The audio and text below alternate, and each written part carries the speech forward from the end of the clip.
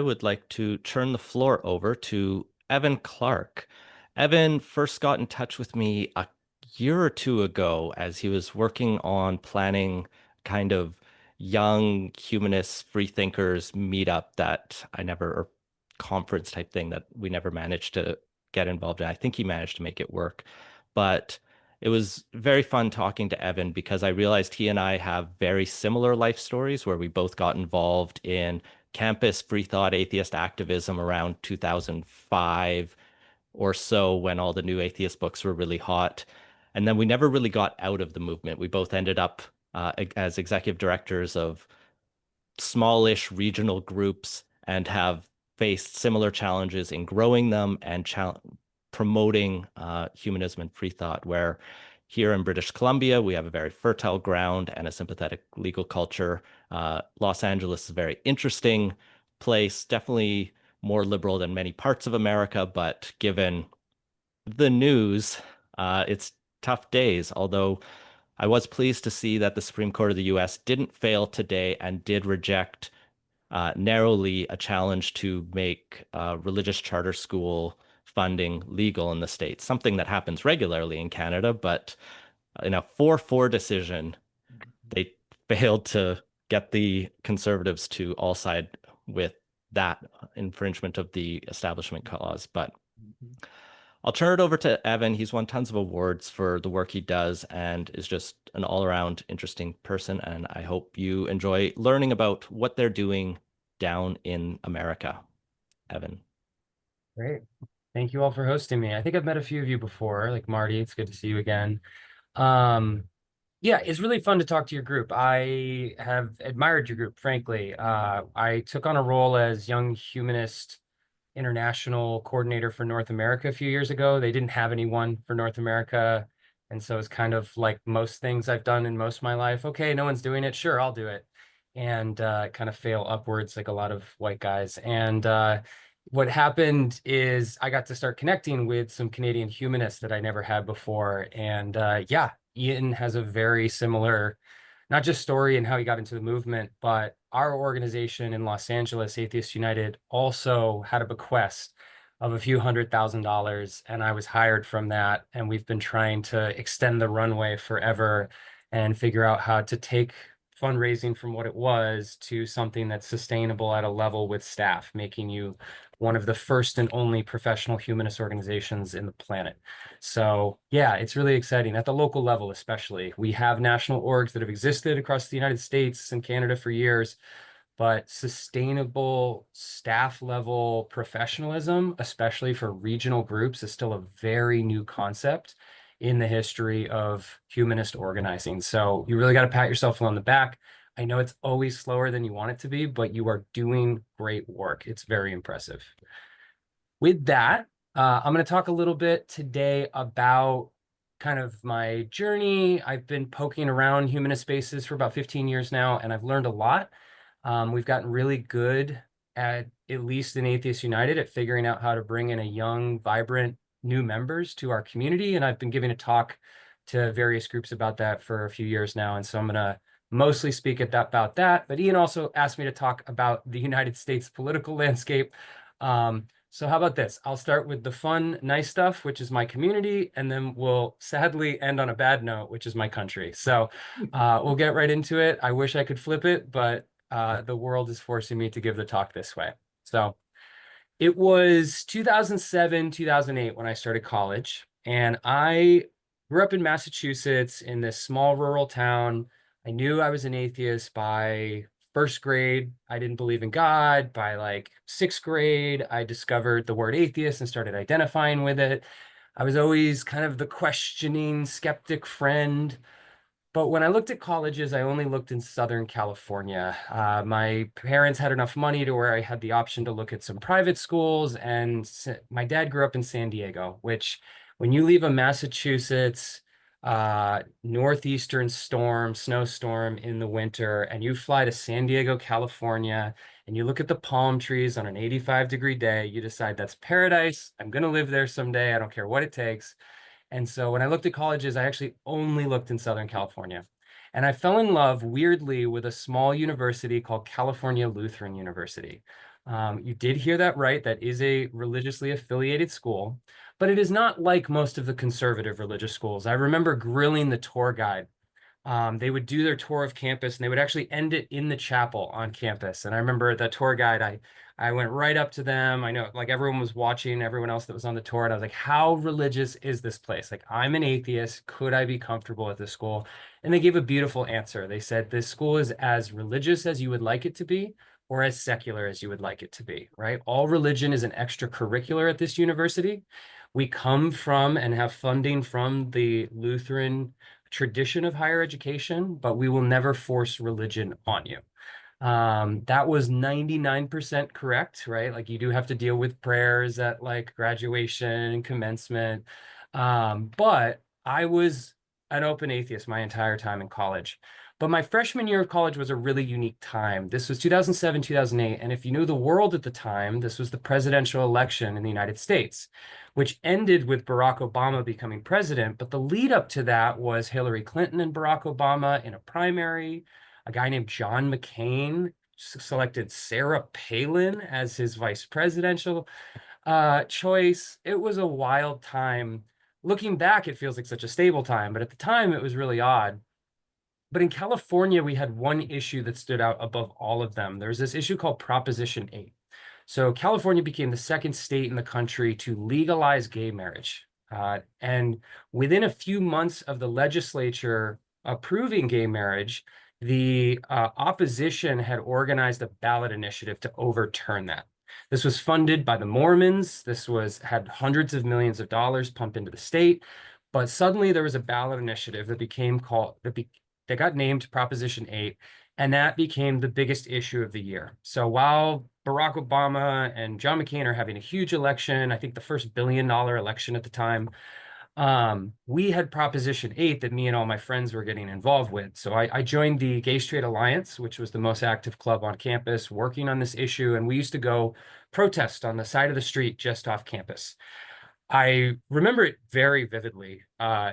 One, you'd have Lady Gaga music and we'd have glitter and we'd make all these huge signs. And I met some of my best friends there. You know, I met my first friend who had two moms, right? Like that was like really weird. We didn't have that in my small town in Massachusetts that I grew up in.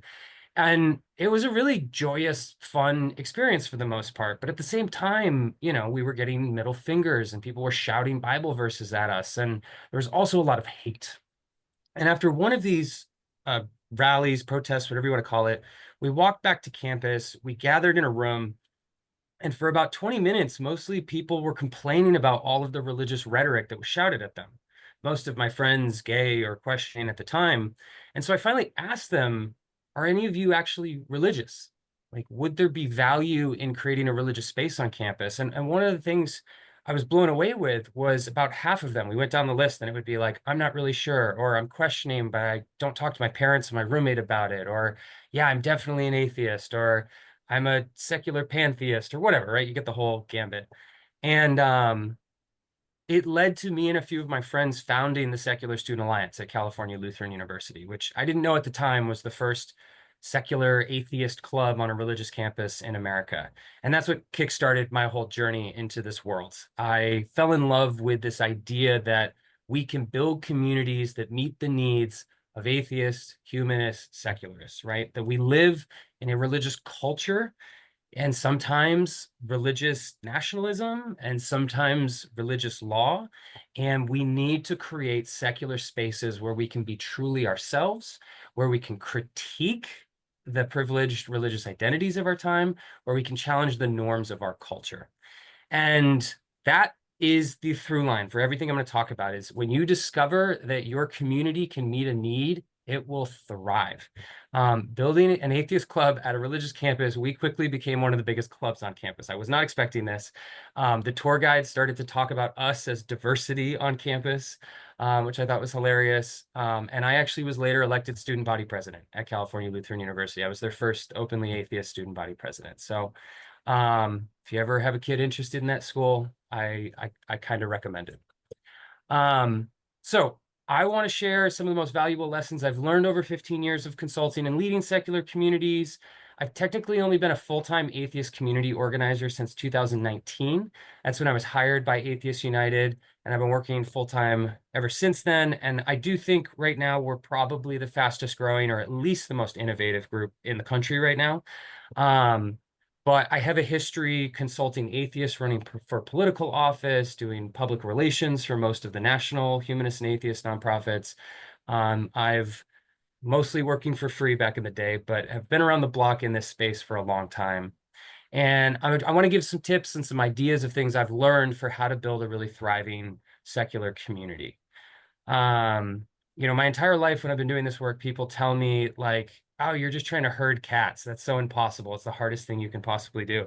I don't know if my cat's nearby. I can test this, but usually when I just shake some treats, she comes running. There are absolutely ways you can herd cats. You just have to figure out the needs that they have and then address them. So for cats, that's treats. Um, there are over 300 community groups in the United States and Canada today that try to meet the needs of humanists and atheists, right? Like this is not something that atheists and humanists don't want. This is not like we don't want to be herded. We just want to be herded in ways that meet our needs, right? We need to still feel like we have freedom and autonomy while we're in these groups. But as long as you're meeting those needs, I find that people are thrilled to be active in our groups. So the first lesson is needs over wants. Needs over wants. When I got started at this job, I had no idea what I was doing, right? There's no model. There's no one else who's been doing this for 30 years that I can go talk to and say, hey, what was it like being the executive director of a local atheist nonprofit for 30 years and give me all the tips and tricks for how to do it. Ian and I are some of the first people in the history of our countries to try to have jobs like this. And so I got really creative looking for ideas for how to get ideas for how to run a group like this. And I actually started looking at church planting books. I went to the library and I started looking for church planting books, going like, well, at least religion is not really hard about this for hundreds of years. Maybe there's some tips and tricks I can learn. Most of those books are terrible. I do not recommend that section of the library. They mostly say God will feed your congregation and it will thrive. That is not very helpful for an atheist or humanist community, but I did eventually connect with a friend who went through seminary. He's now a humanist chaplain, and he gave me a book by a Methodist minister who was talking about how to turn around failing congregations. And it talked a lot about an idea that I think has been pretty revolutionary for me in how I think about organizing. And the whole concept revolves around the idea that people join your community thinking they want belonging, but the reason they stay is because you gave them transformation. People think they want belonging, but they actually stay because of transformation. And this is really obvious if you think about it, right? Think about the most impactful experiences in your life, like a life-changing teacher, a summer camp experience, becoming a parent, maybe like think about the place that shaped you politically or religiously, right? Think about running a marathon or hiking a mountain, right? Seeing a piece of art that makes you cry, immersing yourself in a new culture, therapy, right? Finding safe space to talk about your sexual orientation, right? Like what made those spaces so valuable and those moments so meaningful is because something happened. You moved, you grew as a human being, you transitioned. And that transformation is the experience that you hold on to. That's what your memories get attached to. Belonging's great, right? Like I do think we all have some sense and need for belonging, but belonging without transformation doesn't scratch the itch. You don't come back over and over and over. You don't give thousands of dollars of your time and money unless it can transform you and help you grow. Our goal as community organizers is to help transform people. And the way we do that is by addressing their needs. And I think our communities historically have actually done this quite well, whether we've had language for it or not. Especially, first and foremost, we are spaces that help people recover from religion, right? Like we don't talk about it all the time, but the reason you go to an atheist community to talk about religion is because there's so much religious trauma in that community. And we create the space for people to express that religious trauma, right? You're allowed to critique religion in our spaces in a way that you can't in any other space. And that's because we've created a safe space for that. That's amazing. We've also built secular spaces for you to do things like community service or raising your children, right? Like those are critically important needs that people have in their life, and our communities have historically addressed that. We also are places to get politically active where you know you're not going to be alone. You're going to be surrounded by people who share your language, who share your identity, and who share your values for how to politically engage. They understand that religious privilege is a privilege we should be concerned about, not just all of the other privileges, right? There's an understanding when you say theist normativity, they know what it means. There's value in creating spaces like that. So I think we've been really good at those historically, but we have lots of other needs that we could be addressing with our communities. We could do better with childcare. Most of our communities that I've understood across North America have almost no childcare options, right? If you are a young adult in your 20s, 30s, 40s, and you have a child, it takes time and money to go participate in groups. And if you don't feel that your kid is safely watched over during that time, you will not join. American Atheists did a survey a few years ago called the Secular Survey. It's the largest survey ever done on atheists in America, and it came up with all this great data. And one of the largest issues in our community is always children. And one of the biggest barriers to our communities is childcare. If we want to have people in their 20s, 30s, and 40s, this is one of those things we're going to have to address. But we have other needs, right? Like, and especially if you think about young people often get out of college and move to a new city. Their networking is literally the need that they have in their 20s, right? Are we helping introduce people to new people in productive and supportive ways? Are we helping people with addiction or healthcare? Are we meeting people's youth development needs, right? Like think of what churches have historically done. I know there's a lot of indoctrination in it, but literally creating youth groups is a safe place for your kid to play with other kids. Mental health, debt, like there's all of these things in society that we actually could decide to organize around and meet the needs of our community, and we can do it in a slightly unique way. I'm not going to tell you which one your group should take on, but this is something I encourage every group to discuss and think about. What are the needs that you can address? Everything you do is to meet a need and then to try to transform people to help them with that need. Second, we have to engage diversity. And to do that, we have to get uncomfortable. I've spoken to a lot of humanist groups around the country in the United States. This is my second or third Canadian group I've now spoken to. We have a very, what I like to call retirement age community with a lot of melanin deficient skin. And that's not inherently bad, but it is not an extremely diverse community, especially given the cities that we're representing, right? I'm in Los Angeles. A white guy is not actually the standard for my city. We need to engage diversity. And often the first diversity we usually talk about is youth. So I'm going to mostly frame this about youth because I've had to speak about youth organizing for the past 15 years. That's the one I have expertise on. But all of the ideas here apply to everything else. To engage youth, we have to figure out what the needs are for that age demographic. We have to think about what they're already doing with their time and either mimicking it or finding something that can address their time and needs better. That's it. It's really that simple. And the only way to do that is to listen to them and to spend time in their space without any expectation of anything in return. I can't tell you. I actually, when I got hired, I went back and looked at the last 10 years of speakers who spoke at our community. They were all on our YouTube, so I was able to go back and watch a bunch of them. And the amount of like Black speakers, young speakers, queer speakers who are like, this is how to engage my community. I'm gonna lay it out for you. You gotta like come into our spaces. You gotta like not be weird. You just gotta like actually be supportive, and you gotta show up for the things we care about, and then we'll show up for the things you care about. Like it's really that simple. We have not done that historically, right? And that's not shocking. Most groups look like their leaders. Most groups spend time in the communities they were already active before they joined this group. But if we really want to expand the sphere of people that are in our groups, we obviously have to go into some spaces we're uncomfortable with. When my group was thinking about how to do this from an attraction perspective, we had to analyze all of the programs we were doing. We had 4 major programs when I was hired. We had a speaker series, which we'd been doing since 1982. Every month we hosted a speaker. We had a print newsletter. We were mailing newsletters up until 2020. We had a Voices of Reason choir. This is really cool, actually. We were one of the only atheist community choirs in the world. And we had a meetup network. which I'm sure many of your groups are similar, where you have like a dinner or lunch meetup and people just kind of gather and talk, and it's kind of a philosophy space.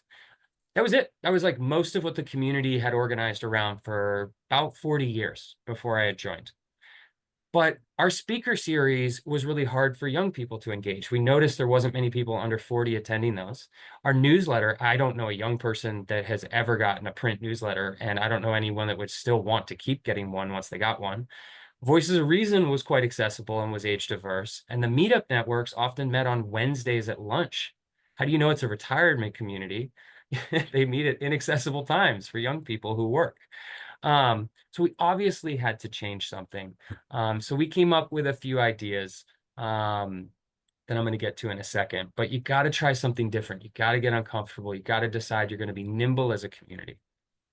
And for us, you have to figure out what we discovered is you have to excite interest. That's the last big idea I'm going to hit. So I got a really fun story. When I was working in politics, I moved to Arizona in 2014. This is a pretty red state politically, historically. And I moved to the reddest district in that state to run a long shot, blind atheist Democrat for Congress. We were the only open atheists running for Congress that year. We knew we were going to lose. It was like statistically impossible for us to win. But the joy of running a losing campaign is you can say whatever you want. You can speak to any issue with freedom.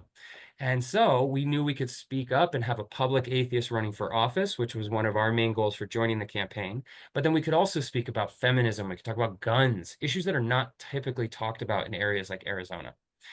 And so we decided publicity stunts were the way to go. And our most successful publicity stunt got a lot of interest in our campaign.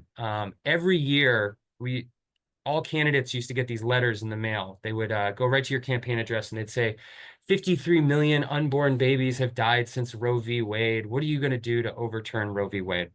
Again, that sounds like a great history compared to now. But and we looked at these letters and we just kept getting them every week in the mail. It must be some church. They're all like form letters and people fill them out. And we said, I bet nobody has ever responded to these letters. Let's write a letter where we explain all the scientific reasoning for if they really wanted to lower abortions, here's all the good things you could do, like support contraceptive access, support condoms in high schools, support abortion access, because that actually lowers abortion numbers. So we wrote up this tongue-in-cheek, beautiful letter, put it on some letterhead. We're like, great, we're going to send a bunch of these out. And we just kept thinking, that's not good enough. That's not exciting enough. What else can we do? And so we came up with the idea. I forget who came up with it. What if we put a condom in the letter just to like make our point? And then we said, that's not good enough. What if we put our campaign logo on the condom? So it's the Woods, James Woods, right? It was Woods for Congress, campaign condom in the letter. We sent out 50 of these. We didn't even send out that many. We did a press release. There's a photo of me holding the condom in front of the American flag. And we were on every feminist blog in the country by the end of that day. We raised over $40,000, I believe, from that stunt.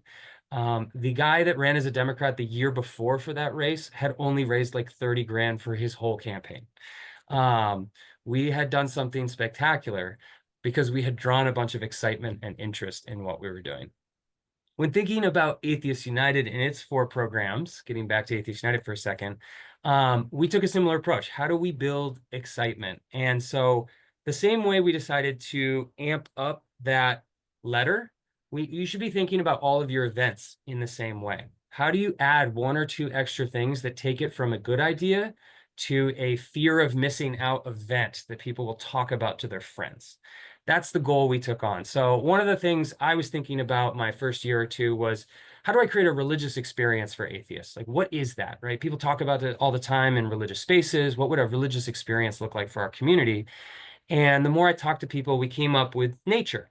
I think most in our community find nature as the thing that gives us the most awe and wonder, and especially moments in nature where you feel big or small, right? Looking through a microscope or looking through a telescope, right? Moments like that. And so we decided, let's do a camping trip to look at the stars, which is a beautiful concept. Now, Remember what we're going to do though? We're going to amp that up. We're going to add things until it becomes overwhelming. And so then it became, we're going to go do a camping trip in Death Valley National Park, one of the largest dark sky parks in the world, to look at the stars. That's not enough. Let's do a star talk on a moonless night in Death Valley to look at the stars. Now we have it, right? I took the event from just an okay idea, which is camping with other atheists, to a now unforgettable experience. And we've tried to do this with all of our events to huge success. That camping trip had 45 people the first year. We had to cancel because of COVID the first year, but then we did it in 2021, and it was amazing. We've now done 4 of these. We're actually going to go back to Death Valley this year. During the pandemic, we did it slightly different. We were looking at ways that we could make an impact. We called up we were thinking about, hey, we could go volunteer at other people's programs, maybe food programs. And then somebody was like, what if we could take it on? And so we called the food bank and asked what it would take for us to put together a food bank site. There's all these regional sites that give out food around Los Angeles, coordinated by the food bank. They said, well, if you have a parking lot, we'll work with you. And you said, well, we rent space from Center for Inquiry and they have a parking lot. Like, maybe we can do this. CFI didn't fight us. Within 2 months, we had a food distribution. Looking back at that program now, 5 years later, we still do this program. It has been our largest feeder of new members to our community the past 5 years. We're finding that young people don't Google atheist community. They Google, where do I volunteer in Los Angeles? And then they go, oh, cool. Atheist humanist? Yeah, I'll do that. We find that people will find us different way, find the thing that excites them. For a lot of young people, that's volunteering. And then, yeah, the more stacking, I call it stacking, when you can stack cool things, as many of those as possible. So we decided we wanted to do a big party.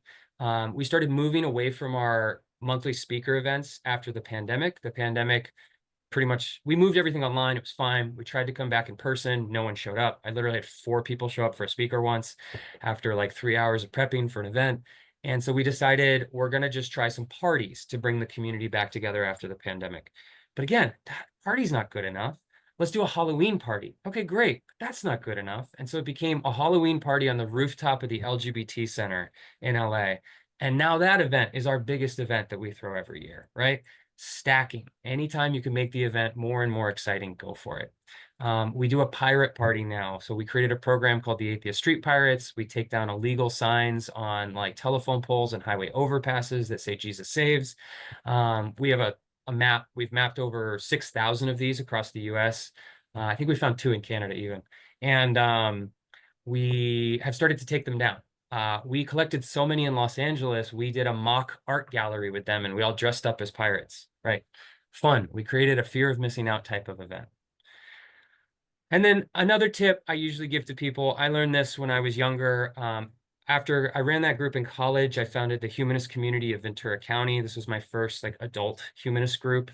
And I did what a lot of group organizers do. I got everyone in a room. I said, what do we all want to do? Like very egalitarian. We went around for 2 hours. We came up with all these ideas. And then we gathered again 2 weeks later and had the exact same conversation. It's kind of directionless, but everyone's excited, but we're not really going anywhere. Finally, an old guy pulled me aside in the community who had been involved in Atheists United, funny enough, for 20 years. And he said, you're doing this all wrong.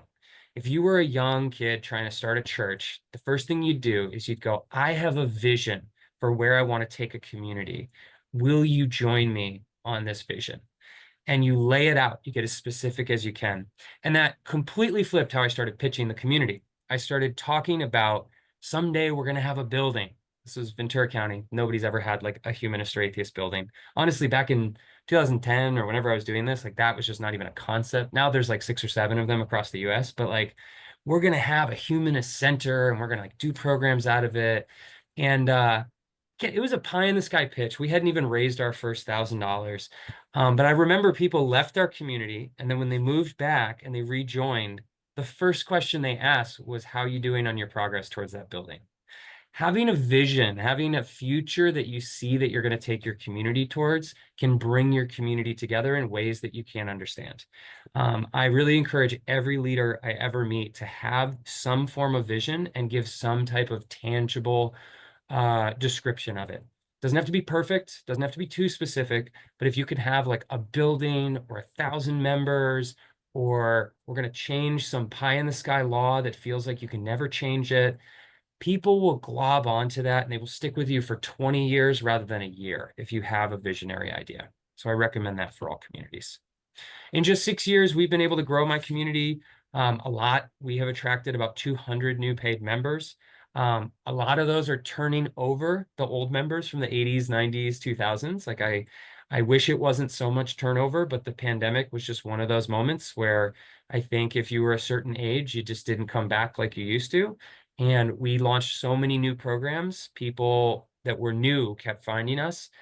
We also killed the print newsletter. So people who only followed us that way, probably we lost touch with, which I feel a little bad about. And we were able to add about 2,000 new people to our email list. So we're clearly doing something right. We have grown from those original 4 programs to almost 20 today. We have about 14. Yes, it's too much. Yes, I don't have time for anything, but it is a blast. And we've won a few national awards because of it. Now, that sounds great. I must have an incredible community, right? Well, I don't know if you heard in November of 2025, a little election happened in the United States, and the world has changed a lot, sadly. So I got to get to the second part of this talk and talk about US politics for a second. So first, we have to speak plainly about what's going on. My country is currently led by a white nationalist, Christo-fascist, snake oil salesman that proudly identifies with neo-Nazis. This group, this regime, they hate democracy, they hate due process, and they hate the Constitution itself. If they're allowed to continue to hold power, we must admit that I'm living in a post-constitutional state. They are obsessed with only one thing, that is supremacy. They are like other fascist regimes throughout history, and we need to do everything. Hold on for a moment. Oh, Tired of I'm going to typical mute you, global Colin. question I games? can't do that. We need to do everything in our power to fight back and protect each other from the pain and suffering they're going to gleefully unleash on anyone outside of their in-group. And as you know, we're only 4 months into this administration. It's weird to think we are only 4 months in, and the scale of suffering already inflicted on the world is staggering. Executive orders around dissolving USAID, which was the U.S. Agency for International Development, caused billions in funding loss for health, development, and humanitarian programs around the world. By some estimates, we're likely going to have 10 million premature deaths around the world just by that decision. Trump's executive orders to expand fossil fuel production and roll back environmental regulations include destructions of the Environmental Protection Agency, which is one of our largest government agencies, specifically targeted the ending of clean air regulations, massive expansions of oil and gas drilling. We're talking about water quality dropping. Scholars estimate thousands of premature deaths across the US from air pollution and water contamination alone. Trump and Elon Musk's attacks on science is going to set back human health research decades. The National Institute of Health does most of the world's biomedical research, and the current budget they're about to pass is going to cut 40% of that. And they've already interrupted funding on most of the projects that were going through that. And again, I know you know most of these already, but it's wild to think about the scale. And that's all without even mentioning the kidnapping and disappearance of immigrants to concentration camps in other countries, the jailing of judges and elected officials, attacks on universities, and plans to militarize local police. As you know, the cruelty and the chaos is the point. The LGBTQ community, women, the Black community, poor people, leftists, critics of the administration, they are the targets. The breakneck speed, the scale, the chaotic nature of the rollout, it's all meant to keep the opposition off balance and constantly trying to figure out what's going on. I'd love to tell you that America's strong, ready to fight back and doing everything in its power to fight for its Constitution, but sadly, we don't have strong evidence of that. We don't have a strong opposition party. We are not organizing at the levels that would be needed to stop real fascism. In my opinion, we're not meeting the moment. And my community and its members are in immediate danger. Our national partner, American Atheists, they launched something called a Resiliency Committee after the election. It was originally called the Doomsday Committee, but I think they just wanted something positive. They needed to come up with a more positive name. This committee was designed to predict some of the attacks on our community, our movement, our constitution, and their nonprofit status, and things that they might face from the Trump administration and how they might respond, come up with plans to strategically respond. Sadly, some of the things they predicted back in November and December in their unlikely category, or things there's no way those could happen in the first year, have already been implemented. Executive orders to destroy the Department of Education, check. Arresting people because of their political rhetoric, check. Checking cell phones when re-entering the country to see if you said anything negative about the president lately, check. And the budget bill, the Republicans pushed through the House at 1 a.m. the other night, almost included, and could still possibly include, if the Senate re-adds it, language called the nonprofit killer bill.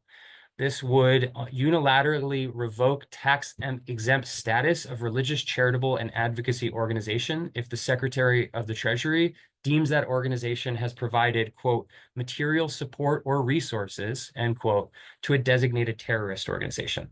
And I should just like tangent for a second. Humanist International, which is an international partner of Canadian organizations and us, they were attacked by Republicans in Congress over the past year because they got funding from the Defense Department of the United States. They got a $500,000 grant to study and support non-religious identity in Southeast Asia.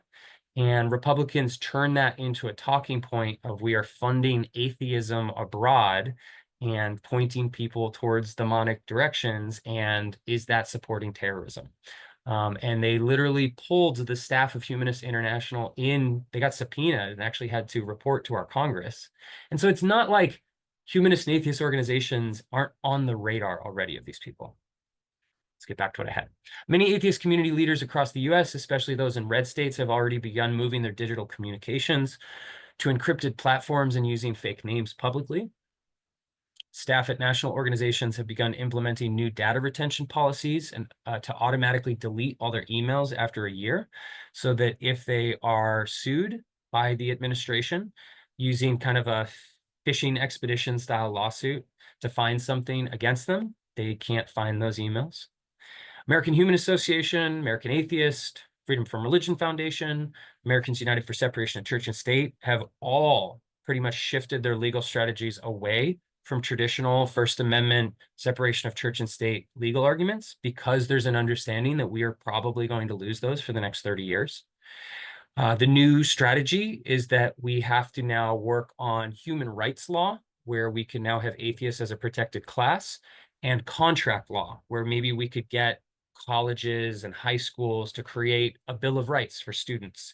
And it's a contract between the participants in the school and the school itself. And that's where the secular protections will come from. The sense of religious neutrality feels lost in the United States today. Yeah, but you're probably most curious about my community and what we're doing. Of course, naturally, we're the best.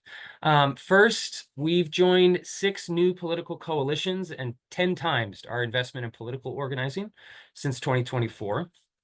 We understand that as atheists, we'd be one of the easiest targets for the administration to go after. If we do not have allies, we are screwed. We must have a thriving network of allies willing to stand by our side if and when we're attacked. Second, we're investing more in mutual aid programs.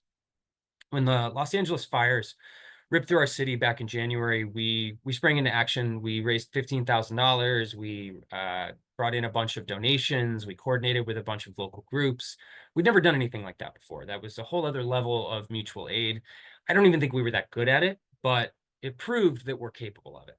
And now we're thinking about how to do the same level of organizing, but on an ongoing basis for our undocumented members, for women seeking abortions, for trans youth trying to access healthcare, members of our community who were federal employees that were laid off, or scientists who no longer have funding they can work. Republicans are about to cut billions in funding for Medicare and Medicaid. That's the free healthcare option for poor and elderly people in the United States. And will they have community support when their next healthcare emergency strikes. We might be their only option now. And then third, we're getting ready to be louder and prouder than ever. When facing a fascist regime, you never pre-submit. Until the moment our nonprofit status is under attack or our leaders are being jailed or physically attacked, we will do everything in our power to speak truth to power. Not everyone has the privilege to speak up in times like these, so we have to use our platform and our community strength to show the world that this administration does not speak for us. We're working on ways to do bold new investments in social media, podcasting, YouTube, and other forms of public programming, including events, so that we can be strong counter narratives to the regime. That's the basis of what we're trying in the short term. We have a lot of other ideas we've been playing with. It is scary. Conferences are being canceled, travel is being limited, and like even myself, I am having honest conversations about leaving my country. With that, take questions.